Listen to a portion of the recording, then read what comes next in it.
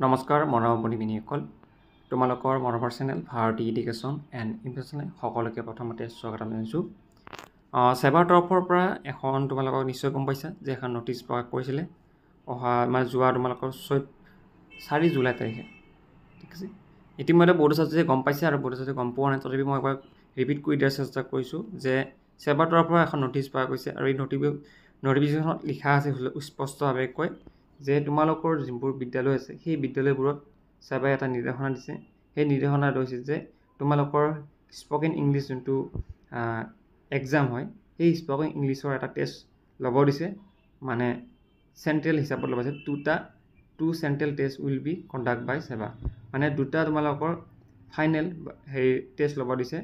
আৰু সেই final test দুটা বোৰ্ড ক্লাছ 9 আৰু 10 ঠিক আছে ক্লাছ 9 আৰু 10ৰ কাৰণে হয় দুটা তোমাৰ কি হ'ব টেষ্ট হ'ব আৰু ইয়াৰে কিছুমান শিডিউল দিছে মানে কোন তাৰিখৰ পৰা এই এক্সাম অনুষ্ঠিত হ'ব প্ৰথমতে এক নম্বৰ দেখা যায় স্ক্ৰীনত এক নম্বৰ আছে যে central test for class 10 class 10ৰ দুটা টেষ্ট হ'ব ঠিক আছে চেন্ট্ৰেল টেষ্ট 1 আৰু চেন্ট্ৰেল টেষ্ট 2 এতিয়া চেন্ট্ৰেল টেষ্ট 1 2 যোনটো আছে সেইটো তোমালোকৰ 1 আগষ্টৰ পৰা এইটো 5 আগষ্ট হয় 5 আগষ্টৰ পৰা 9 আগষ্টৰ ভিতৰত তোমালোকৰ কি হ'ব এটা এক্সাম হ'ব আকৌ নেক্সট সেইটো এক্সাম শেষ হোৱাৰ পিছতে তোমালোকৰ চেন্ট্ৰেল 2 এক্সামটো তোমালোকৰ 3 ডিচেম্বৰৰ পৰা 7 ডিচেম্বৰৰ ভিতৰত অনুষ্ঠিত হ'ব ঠিক আছে লগতে যিটো এটা স্ক্ৰীনত দিছে 2 নম্বৰ পইণ্টটো যে চেন্ট্ৰেল টেষ্ট ফৰ ক্লাছ 9ৰ কাৰণে 21 অক্টোবৰৰ পৰা 25 অক্টোবৰৰ ভিতৰত তোমালোকৰ এটা টেষ্ট হ'ব ফাৰ্ষ্ট টেষ্টটো তাৰপিছত চেন্ট্ৰেল ছেকেণ্ড টেষ্ট যোনটো হ'ব সেইটো 20 জানুৱাৰীৰ পৰা 24 জানুৱাৰীৰ ভিতৰত 2025 চনৰ ভিতৰত তোমালোকৰ এইটো মানে 20 যোনটো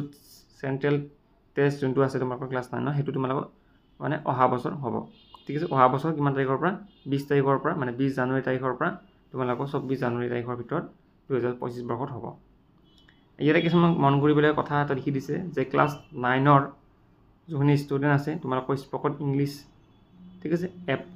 এপত মানে তোমালোকে 11 জুলাই তাৰিখৰ পৰা ইয়াতে কনচাৰ্ন কৰা হৈছে 11 জুলাই তাৰিখৰ পৰা এইটো ব্যৱহাৰ কৰিব পাৰিবা ঠিক আছে আৰু কিবা যদি জানিব থাকে তেনেহ'লে কলেজৰ বা স্কুলৰ যোনটো টিচাৰ আছে সেই টিচাৰজনৰ লগত তোমালোকে কথা পাতিব পাৰা তেখেতলোকে তোমালোকক কিছুমান ৱেবছাইটৰ পৰা কিছুমান তোমালোকৰ নামৰ লিষ্টবোৰ ডাউনলোড কৰি দিব পাৰিব ঠিক আছে এইখিনি আছিল ভিডিঅ' চাই ভাল লাগিছে লাইক কমেণ্ট কৰিব নেক্সট লগ পাম ধন্যবাদ